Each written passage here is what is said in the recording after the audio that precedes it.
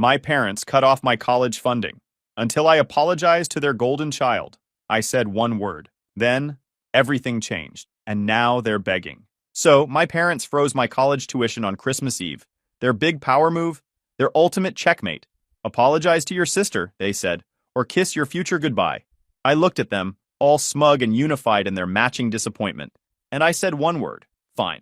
What they didn't know was that by morning, my room would be stripped clean, my Georgetown transfer already confirmed, and a single email would be sitting in my sister's fiancé's inbox like a ticking time bomb.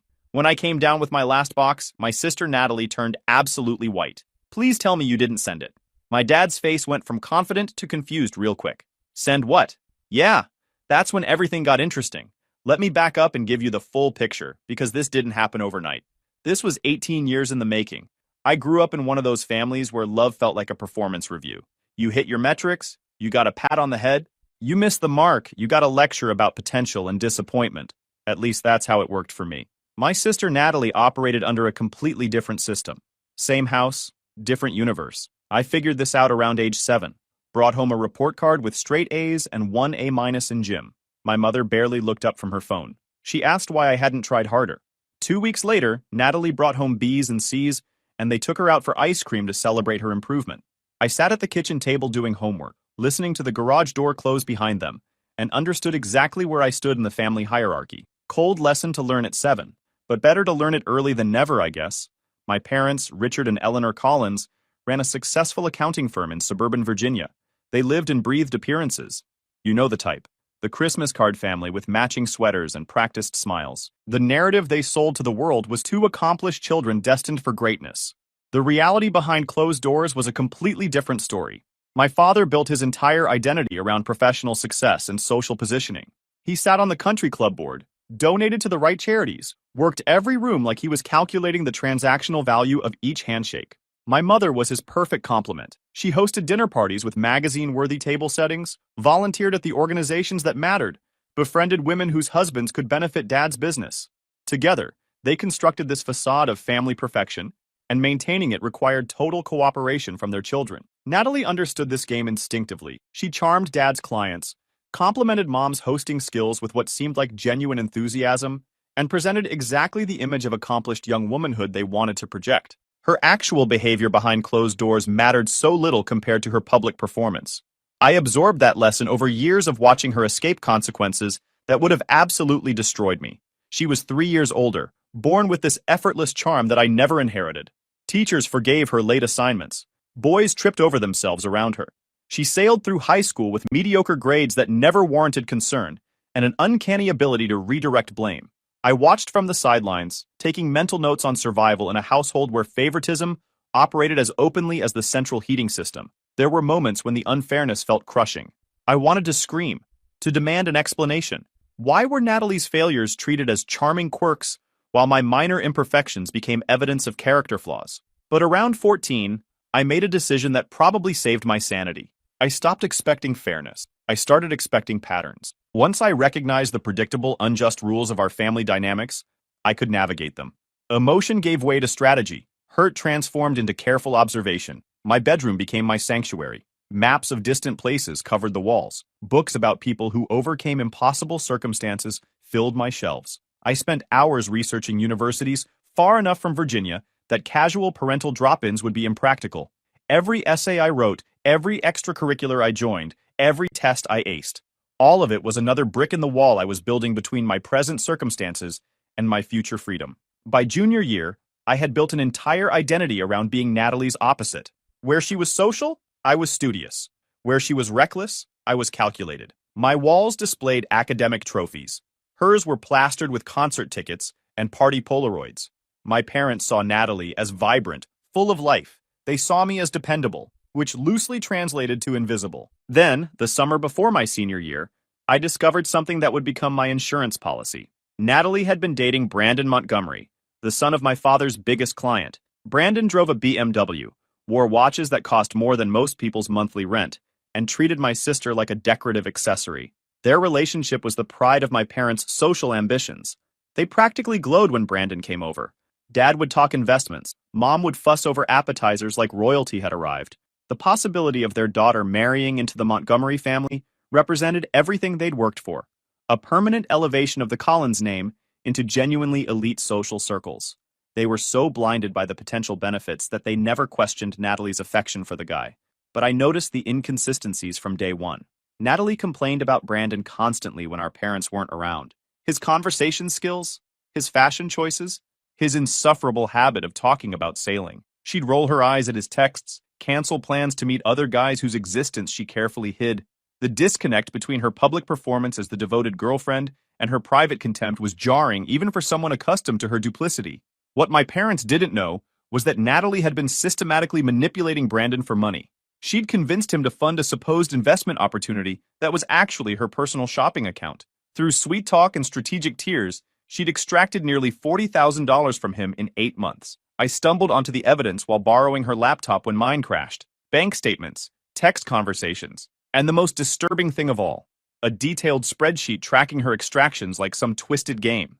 The spreadsheet truly horrified me. Columns tracking each withdrawal, notes about the emotional manipulation techniques she'd used. One entry read, "Told him my car needed repairs. Cried about feeling like a burden.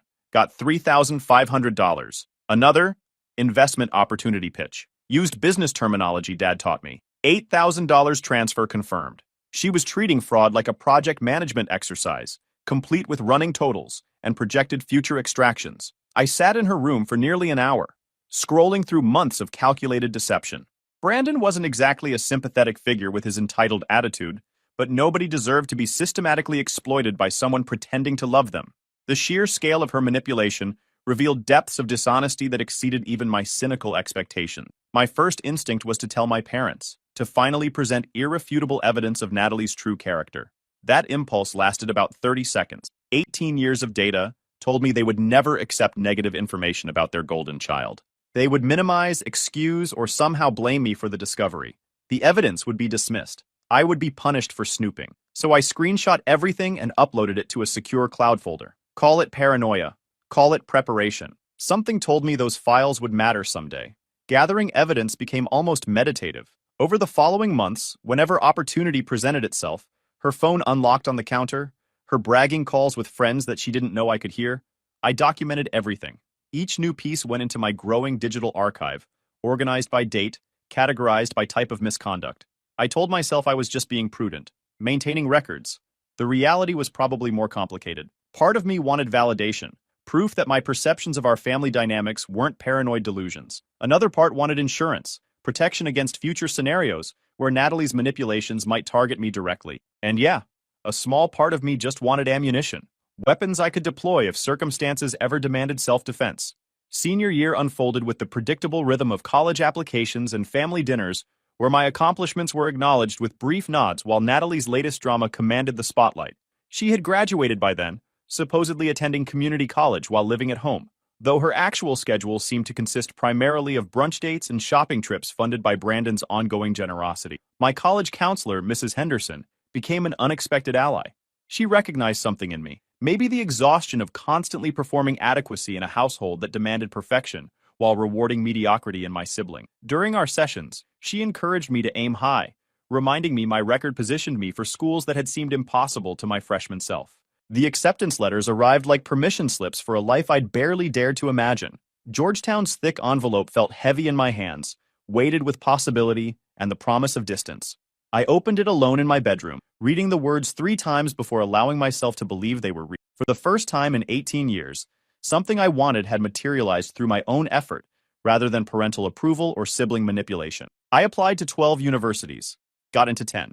Georgetown became my top choice, a prestigious program that would put physical distance between me and the Collins household dynamics. My parents agreed to fund my education. With the same lukewarm enthusiasm, they applied to everything involving me. It was an investment in the family reputation, not an expression of parental pride. The tuition conversation still replays in my memory with perfect clarity.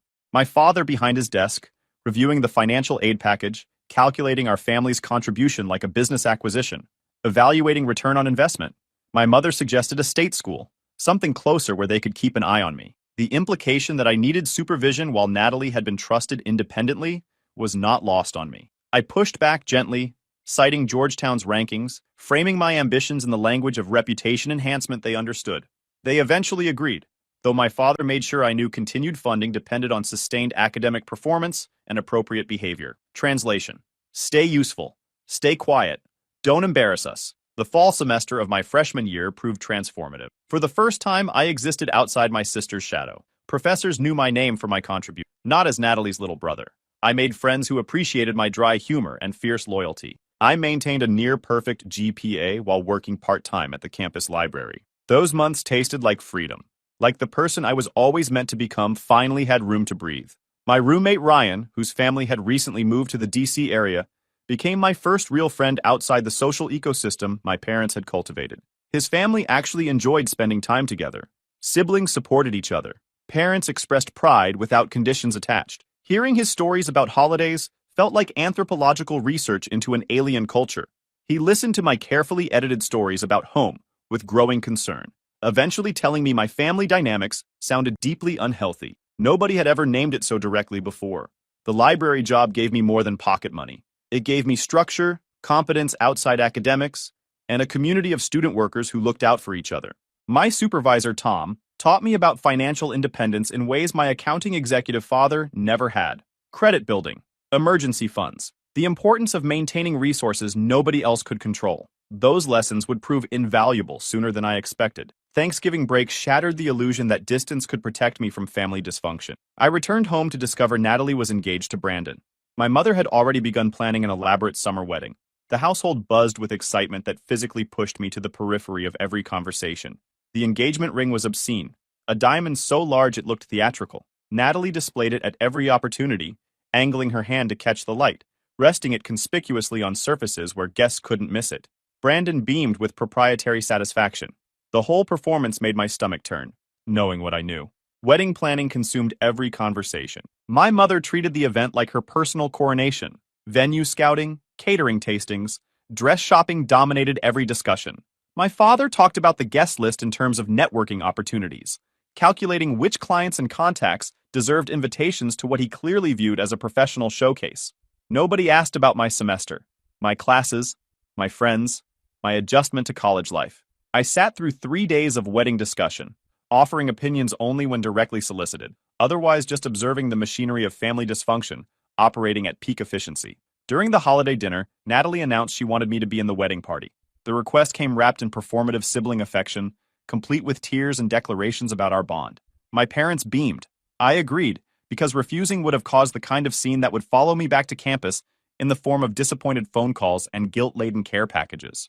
The real purpose behind the invitation revealed itself over the following weeks. Natalie started calling constantly, assigning tasks that had nothing to do with wedding planning and everything to do with maintaining her elaborate deception. She wanted me to cover for her when she missed bridal appointments to meet other guys. She expected me to help manage the narrative around her finances when Brandon's family started asking questions about the investment returns she'd promised. The calls came at all hours, interrupting study sessions and library shifts with increasingly desperate demands. She needed me to confirm her alibi for a Saturday when she told Brandon she was visiting Grandma. She wanted me to memorize details about a fabricated investment scheme for Brandon's dad at the holiday party. She needed help convincing our parents that certain credit card charges were wedding-related rather than personal shopping sprees. Each request pushed me further into complicity. Refusing felt impossible given family dynamics that had conditioned me to accommodate.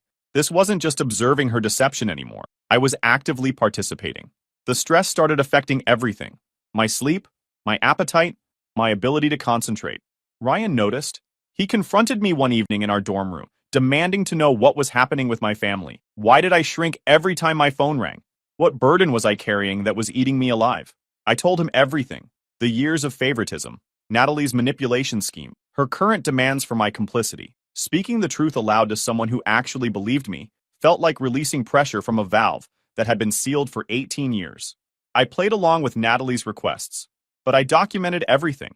More screenshots joined my cloud folder, recorded phone calls where she explicitly asked me to lie, text messages outlining her schemes with shocking clarity. The folder grew thick with evidence while my patience grew dangerously thin. Ryan helped me think through contingency plans during long late-night conversations. He researched transfer options and financial aid alternatives while I focused on coursework. His family's stability had given him practical knowledge about navigating institutional systems that my privileged but dysfunctional upbringing never provided.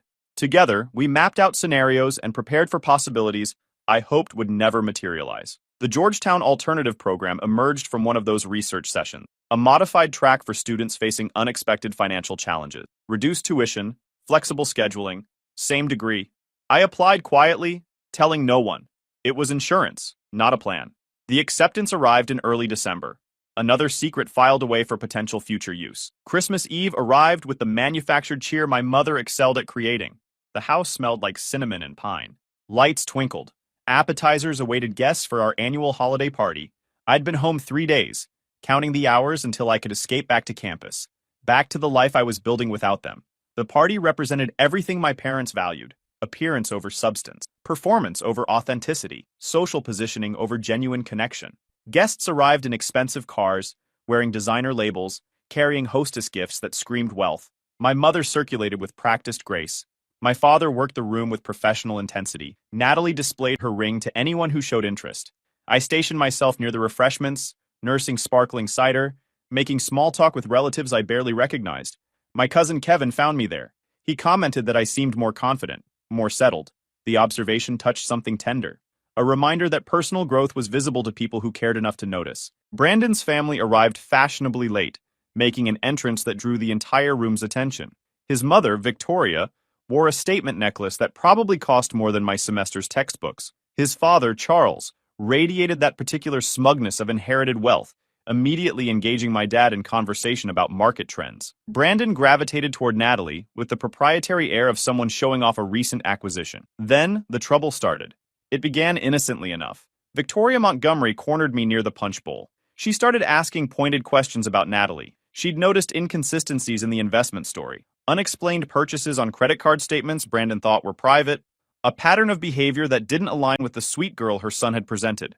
Her questions were surgical, precise, the inquiries of someone who'd built a successful career detecting financial irregularities. She mentioned she'd worked in forensic accounting before retiring. That detail sent ice through my veins. This woman possessed the skills to unravel Natalie's schemes independently. She wasn't asking me for information. She was testing whether I would confirm suspicions she'd already formed. The moment stretched as I calculated my options. Deflecting might work short-term, but could raise more suspicions. Lying directly felt impossible under Victoria's penetrating gaze. Telling the truth would detonate a bomb that would reshape my family dynamics permanently. A year and a half of accumulated frustration. 18 years of suppressed resentment. Months of being forced into complicity. All of it pressed against my teeth, demanding release. I should have deflected. Every survival instinct I developed screamed at me to smile, redirect, protect the family narrative at all costs. Instead, something in me just broke. I told Victoria her instincts were correct. I didn't provide specifics, didn't offer evidence, just a confirmation. The woman her son planned to marry was not who she appeared to be. Then I excused myself and walked away, heart pounding with the terrifying thrill of honesty. The fallout was immediate and catastrophic. Victoria pulled Brandon aside. Brandon confronted Natalie. Natalie dissolved into theatrical tears and pointed her manicured finger directly at me. Within an hour, the Christmas Eve party had cleared out. I stood in my father's study facing a tribunal of parental fury. My mother's face was blotchy red, a physical manifestation of the embarrassment she considered worse than any actual wrongdoing. My father stood behind his desk like a judge preparing to deliver a sentence he'd already decided. Natalie occupied the leather armchair usually reserved for important clients, dabbing at dry eyes with a tissue she didn't need. The accusations came fast and sharp. I was jealous of my sister's happiness. I was sabotaging her future because I couldn't stand to see her succeed. I had always been difficult, always resentful, always looking to tear down the family rather than build it up. My father declared I had embarrassed him in front of his most important client, potentially damaging a business relationship that had taken years to cultivate. I tried to defend myself, explained Natalie's actual behavior, the money she'd stolen, the lies, the evidence I'd gathered. My words bounced off walls of parental denial like they were made of concrete. Natalie cried harder. My mother accused me of fabricating stories to deflect from my own cruelty. The patterns held.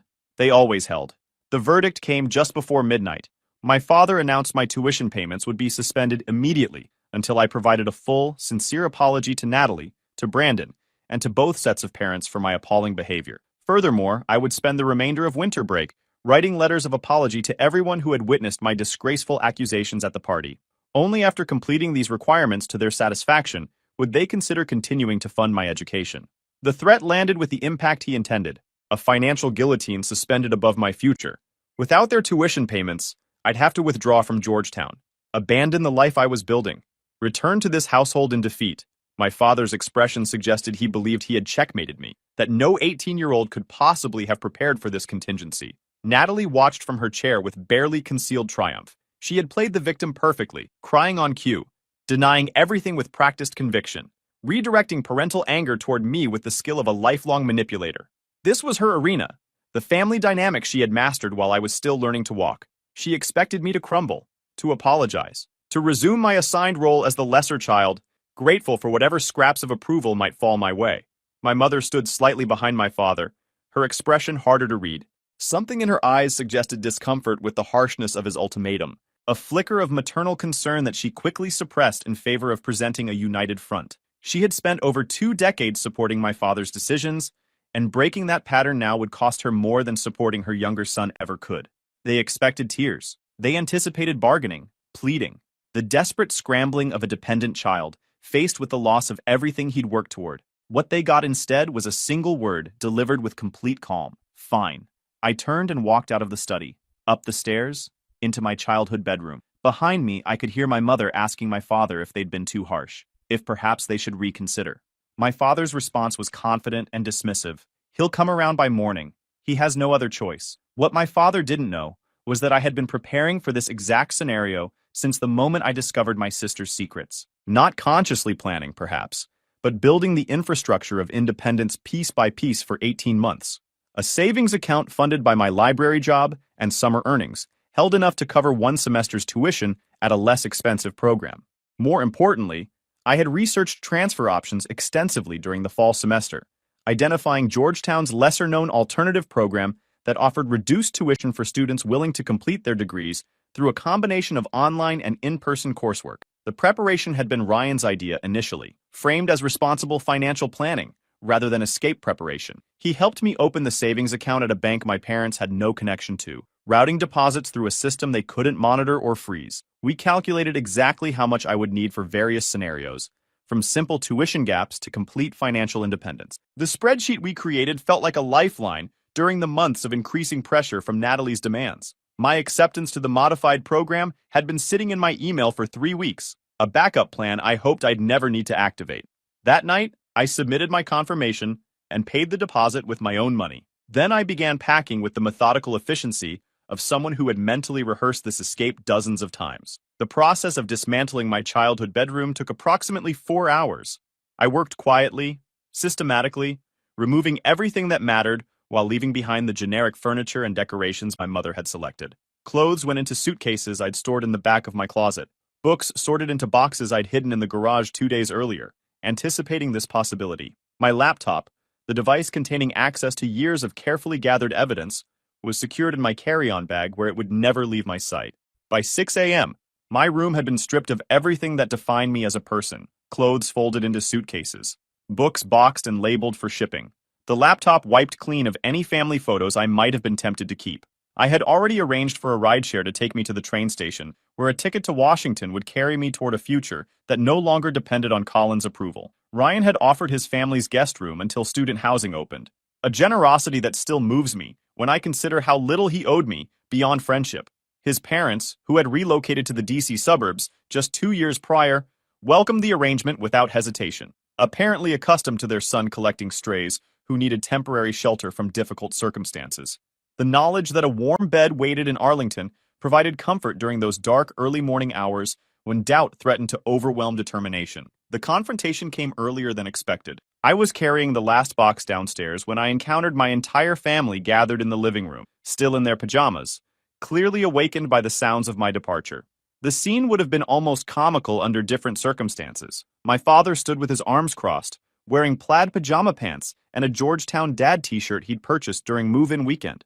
My mother clutched her robe closed at the throat, hair mussed from sleep, makeup absent. For the first time I could remember seeing her in front of other people. Natalie had positioned herself on the couch, already crying preemptively, tissue in hand. My mother spoke first, her voice carrying the brittle quality of someone struggling to maintain composure. She demanded to know what I thought I was doing, where I possibly imagined I could go, whether I had completely lost my mind overnight. I set down the box and explained calmly that I was leaving. My transfer had been approved. My first semester was already paid. I had a place to stay with a friend from campus until student housing opened in January. Everything was arranged, and I would be gone within the hour. The words landed like physical blows, each sentence visibly impacting my parents' understanding of their position. My father's negotiating leverage had evaporated. His ultimatum, delivered with such confidence mere hours earlier, had been rendered meaningless by preparation he never imagined his overlooked younger son capable of executing. I watched understanding dawn across their faces, the realization that I had been planning for this possibility while they assumed I had no options. My father's business mind was already calculating the implication, the loss of control, the narrative complications, the social embarrassment of having a son publicly reject family support. My mother seemed caught between concern and confusion, unable to reconcile the obedient child she thought she knew with the independent man standing before her.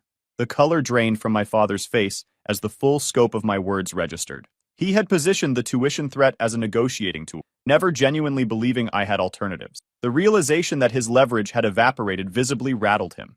Natalie had been watching me with growing unease, her eyes tracking the boxes, processing the scope of my preparations. When she finally spoke, her voice came out small and strained. "Please tell me you didn't send it." The room went silent. My mother looked between her children, confusion creasing her forehead. My father's calculated expression shifted into something approaching genuine fear. "Send what?" he asked. I let the question hang in the air for a moment, savoring the reversal of power dynamics that had governed my entire life. Then I explained. I had emailed Brandon directly. Attached was every piece of evidence I had gathered over the past 18 months. The bank statements, the text conversations, the spreadsheet tracking stolen money, the recorded phone calls where Natalie explicitly detailed her manipulation strategy. The email, I told them, had been scheduled to send automatically at midnight unless I manually canceled it. Given that I had been occupied with family accusations and packing, cancellation had slipped my mind entirely. By now, Brandon had certainly reviewed the contents. And given the Montgomery family's tendency toward early rising, I suspected they had seen everything as well. This detail wasn't entirely accurate. I had actually sent the email manually at approximately 2 a.m. after confirming my transfer and packing the first round of boxes. But the scheduled send story provided better dramatic framing and plausible deniability about my intent. In truth, I had made a deliberate choice to expose Natalie's schemes, knowing full well what consequences would follow. The evidence package had taken hours to compile properly. I organized documents chronologically, added explanatory notes for context, and included a cover letter expressing regret that Brandon had been deceived by someone he trusted. The presentation was professional, thorough, and devastating. No reasonable person could review those materials and conclude anything other than systematic fraud. My mother made a sound that fell somewhere between a gasp and a moan. My father grabbed his phone and began frantically dialing, presumably attempting damage control with Brandon's family. Natalie simply stared at me, her face cycling through shock, fury, and something that might have been grudging recognition. The phone call connected briefly before Charles Montgomery's voice, tight with controlled rage, delivered a succinct message. The engagement was terminated. Their family attorneys would be in contact regarding repayment of misappropriated funds. The business relationship between Montgomery Industries and Collins Accounting was under immediate review. The call ended with a decisive click that seemed to echo through the silent living room. My father's face had gone gray. The implications of Charles's words registered with devastating clarity. Montgomery Industries represented approximately 30% of his firm's annual revenue. Losing that account would require layoffs, restructuring, potentially even closure. His golden daughter's schemes hadn't just embarrassed the family. They had threatened his entire professional legacy. I picked up my final box and walked toward the front door. My rideshare was 2 minutes away. The train departed in 45 minutes. Georgetown awaited, along with a life built on my own terms rather than conditional family approval. My father's voice stopped me at the threshold. He demanded that I stay, that we discuss this rationally, that I understand the consequences of what I had done. His tone had shifted from authoritative to almost pleading, a transition I had never witnessed in 18 years of living under his roof. I turned back one final time. I told him that consequences were exactly what I understood. Natalie had stolen $40,000 from a man who trusted her. She had used me as a prop in her deceptions for months. When I tried to tell the truth, I was threatened with financial ruin, while she was cradled in parental protection. The consequences I had triggered were simply the ones that should have occurred from the beginning. The car arrived as I finished speaking. I loaded my boxes into the trunk, slid into the back seat, and directed the driver toward the station. Through the rear window, I watched my family standing on the front porch in their pajamas, still processing the implosion of the carefully constructed reality they had maintained for so long. The weeks that followed brought scattered updates from mutual acquaintances and distant relatives who couldn't resist sharing gossip. Brandon had broken off the engagement immediately. His family demanded full repayment.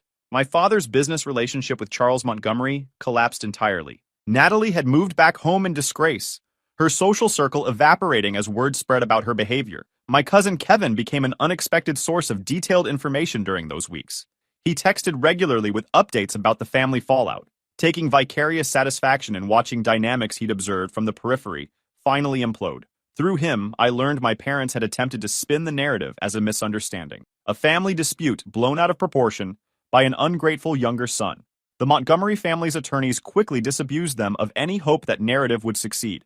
When Natalie's former friends began distancing themselves as details leaked through the suburban gossip network, several reached out to me directly. They admitted they'd suspected her of various deceptions over the years, and expressed relief that someone had finally held her accountable. The messages were validating but also sad confirmation that her manipulative patterns had been visible to observant outsiders, while my parents remained willfully blind. My parents attempted contact several times during January. Phone calls went to voicemail.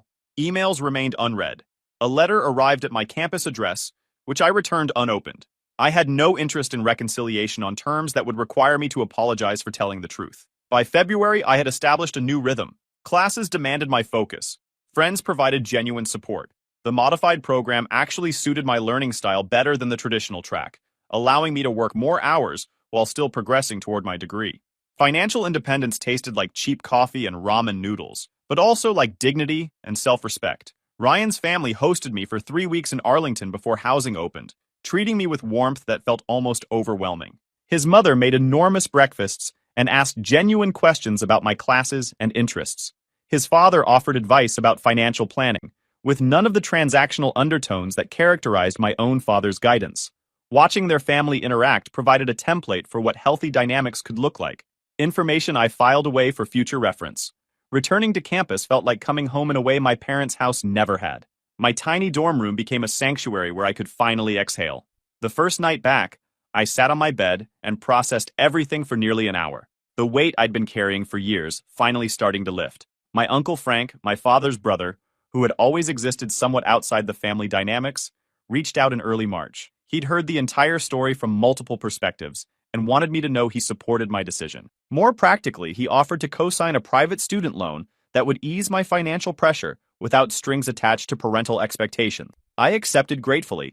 Spring semester ended with honors. Summer brought an internship at a small consulting firm where my work ethic and analytical skills earned genuine praise rather than grudging acknowledgement. I rented a tiny studio apartment in a neighborhood that required 3 locks on the door, but allowed me to walk to work without relying on anyone else's generosity. The consulting internship opened doors I hadn't known existed. My supervisor, a guy named Robert, who had built his career despite his own family complications, recognized something familiar in my determination. He became a mentor in ways that extended far beyond professional development, teaching me how to navigate corporate dynamics, how to advocate for myself effectively, how to build a reputation based on competence rather than connection. By the end of summer, he had offered me a part-time position during the school year that would cover most of my remaining expenses. My apartment, despite its size limitations and questionable neighborhood, represented freedom in physical form.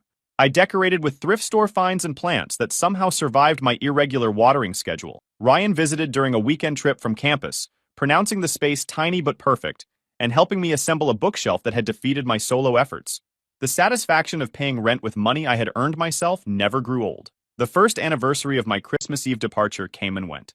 I celebrated by signing a lease on a slightly better apartment, one that only needed 2 locks instead of 3.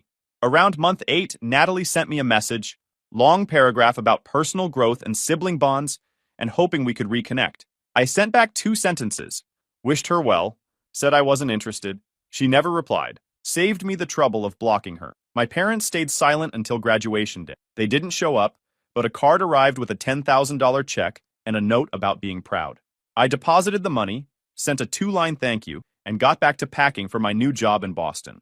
The consulting firm had offered me a full-time position, Robert had gone to bat for me with the partners, and they created a junior analyst role that started 3 weeks after I walked across that stage. I shook hands with administrators who had no idea about my family situation, collected my diploma, and caught a flight the next morning. The real update came about 2 years later.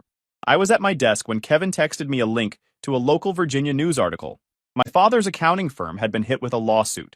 Turned out the Montgomery situation had just been the first domino. After losing their biggest client, Dad had gotten desperate. Started cutting corners, fudging numbers for other clients to keep them happy. One of those clients got audited by the IRS, and the whole thing unraveled fast. The article mentioned potential criminal charges, license revocation, the works. I read it twice, then closed the browser and went back to my spreadsheet. Not my circus anymore. Kevin kept me updated over the following months. Dad avoided prison, but lost his CPA license permanently. The firm dissolved. My parents had to sell the house. The big one with the 3-car garage and the professionally landscaped yard that had hosted all those Christmas parties. They moved into a condo. My mother started working part-time at a retail store. My father, the man who had lectured me about ROI and professional reputation my entire childhood, was now doing freelance bookkeeping for small businesses who didn't know his history. Natalie, meanwhile, had been forced to get an actual job when the family money dried up. She worked at a real estate office doing admin work. No more brunch dates. No more shopping spree. Kevin said she'd gained weight and stopped posting on social media entirely. The Montgomery family got their $40,000 back, plus interest. Their attorneys had made sure of that before the firm collapsed. I ran into Brandon Montgomery exactly once, about 3 years after everything went down. Conference in Chicago. I was there representing my firm. He was there with his father's company. He recognized me across the hotel lobby. Walked over. I braced for awkwardness. Instead, he shook my hand and thanked me. Said that email had been the wake-up call he needed. He'd been so blinded by Natalie's act that he never saw the patterns. After the breakup, he'd done some serious self-reflection about why he'd been such an easy target. He was engaged now, to a woman he'd met through work. Someone his mother actually approved of, he said, with a slight smile. I told him I was glad things worked out. We exchanged business cards and went our separate ways. I doubt we'll ever use them, but the interaction felt like a final closing of that chapter. The last time I saw my family was at my grandmother's funeral, 3 years ago now. I flew in for the service, kept to myself, sat in the back row. My parents were upfront with Natalie. They looked older, smaller. My father had developed a stoop I didn't remember. After the burial, Natalie caught me in the parking lot, asked if we could talk. I gave her 5 minutes. She told me losing everything had forced her to actually look at herself. She had a steady job now. Small apartment, rescue dog. Nothing fancy, but it was hers. She wasn't asking for money or favors. She just wanted me to know she understood now why I did what I did. I told her I appreciated her saying that. Then I got in my rental car and drove to the airport.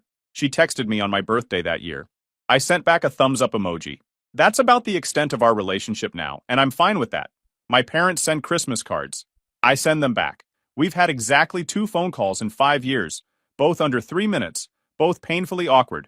They've never apologized. I've never asked them to. If you enjoyed this video, please hit that subscribe button. It really helps the channel and help us bring you more and better stories. Thanks.